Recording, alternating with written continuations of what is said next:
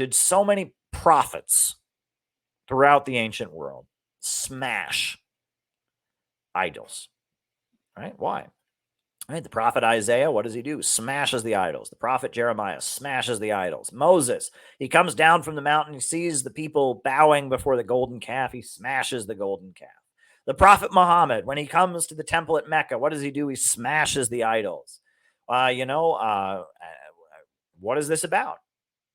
Why is idol smashing such a big part of what prophets do? Right? This is what prophets do. Jesus drove the money changers out of the temple. He walked into the temple at Jerusalem and turns over the table.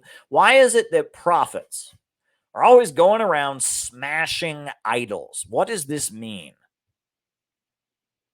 Now, the way people generally think of this is they say, well, these people, they were bowing before these idols or these fetishes, these statues. They thought they were God. And that's stupid because they were worshiping inanimate objects. You're not supposed to do that. And so they were saying, don't do that. Worship the real God. Don't worship this inanimate object. And that is the standard interpretation. Thomas Carlyle points out that there's a flaw in that. Do we really think that human beings were stupid enough to just go, oh, I'm going to cut a piece of wood and it's God? No, right? Oh, I'm going to cut a piece of stone. I carved this stone. It's God. I just made it. You know, you can make a God in your backyard. You can make a God in your garage. Were people really that stupid? I mean, some people might have been, okay? But I don't think most people were actually that stupid that they believed that they could carve them up a God. Oh, got a free day here. Let's carve us up a God and put it in the backyard. I don't think people are that stupid. People aren't that stupid, right? And that's kind of a colonial attitude. People assume, oh, these people in Africa, they worship statues. How stupid is that? Oh, no, they don't worship statues, right? If you look at what idols, fetishes, graven images are, they are not, and this is important, they are not in and of themselves meant to be God.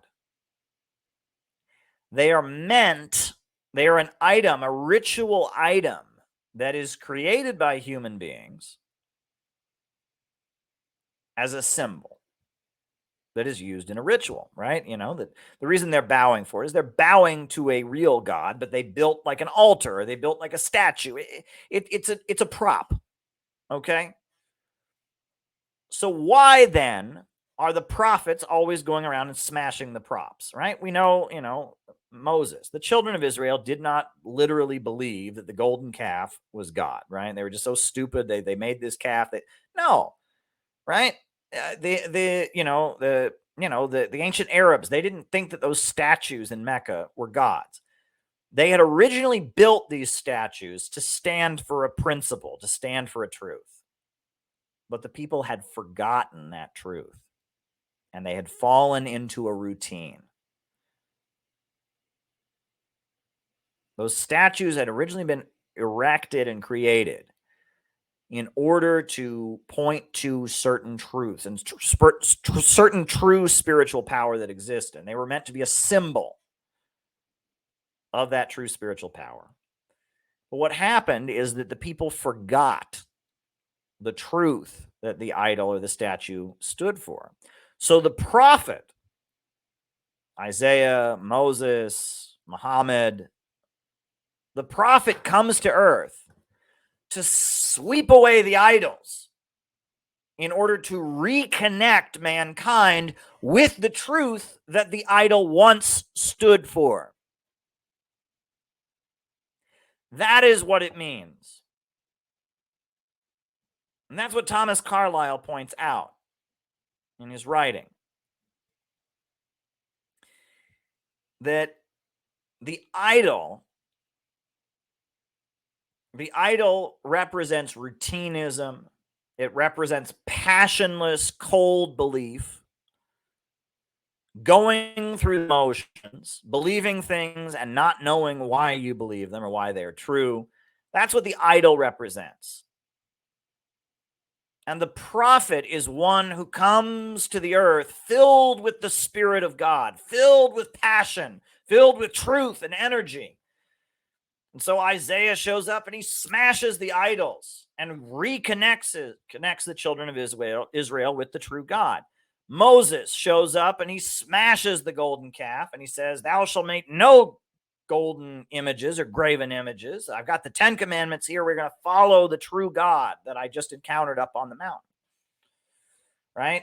And the Prophet Muhammad, right? That's what this ring symbolizes. That's why I wear this ring. The Prophet Muhammad, he and his followers, they went to the temple at Mecca and they smashed the idols. And the Prophet Muhammad saw that as such an important moment that he wore a piece of one of the idols on his ring. And when I heard that story, and that's why Shia Muslim men wear a ring like this, I thought I have to get a ring like this. I identify with that tradition, the idol smashing and returning of passion to the earth. I identify with that so much. But you know what? The Chinese Revolution also started with the smashing of idols. Dr. Sun Yat-sen, the father of the Chinese Great Revival, the founder of the Chinese Republic, Dr. Sun Yat-sen, his first revolutionary act, you know what it was? Is that in China, they humiliated peasants. Peasants had to go make sacrifices and bow before idols. The local landlord would set up an idol and he would make the peasants bow and burn some of their crops and do this humiliating ritual for the idols. So Dr. Sun Yat-sen, a young man in his early 20s, from a wealthier background, not a poor man, he went to a temple one day and he saw a bunch of peasants having to bow before a graven image, an idol. And Dr. Sun Yat-sen, the father of the Chinese Revolution, the father of Chinese communism, what did Dr. Sun Yat-sen do? He flew into a rage and he ran to the front of the room and he smashed the idols. Dr. Sun Yat-sen was an idol smasher, right? And that the smashers of idols are those who restore truth and passion and tear down arbitrary authority and tear down routine and tear down pointless oppression. They tear down meaningless hierarchies and rituals, and they restore truth and passion to the earth, and they carry with them the Spirit of God. It's beautiful. It's absolutely beautiful. And because of that, I really can identify with the tradition of the idol smashers. And so there you go. And the reason that this is related to communism, right? What does this have to do with the question? Is because I think that in all the countries where communists took power, the church had become an idol. The church had become routinist. And it had to be swept away. Those idols had to be smashed so that the truth could reassert itself. It was like, it was a phase the communists had to go, you had to sweep away the old to make clear for the new, right? And so this oppressive church that's tied in with feudalism, that's corrupt, had to be swept away by an atheistic communist revolution to make room for the true Spirit of God to return. You have to smash the idols before the true God can return. So the communists played a powerful spiritual role. Their role, even though they were atheistic and even though they rejected all spirituality, they were clearing the way. They were clearing the way for the principles and the truth that the idols once stood for and the religion once stood for to return. If you have feudalism in Europe and peasants being oppressed in the name of the Catholic Church and kings who claim that God put them on the throne, they have divine right.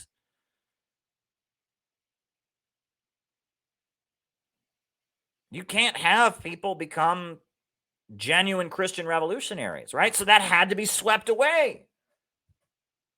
The Protestant Reformation, the French Revolution, these things were necessary to sweep away the idols and return the passion to the earth. That's what I believe.